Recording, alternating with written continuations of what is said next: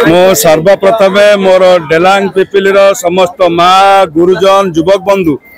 समूह भोटर भाई और भौणी मानक मो तले प्रणाम जनाऊँगी जे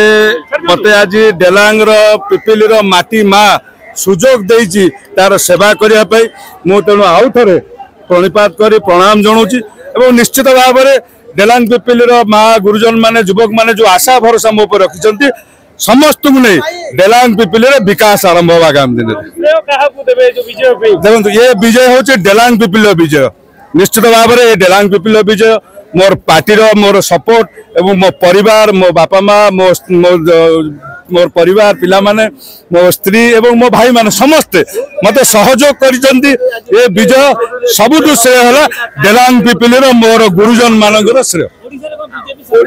निश्चित भाव में ओडिशा रे बीजेपी सरकार हम डेलांग पिपिली विकास धारा आरंभ हम आज देखो ये श्रेय हूँ मोर डेलांग पिपिली समस्त गुरुजन युवा समस्त को मोर श्रेय दूसरी मोर परिवार मो बापा माँ मोर दलर समस्त शीर्ष नेतृत्व एवं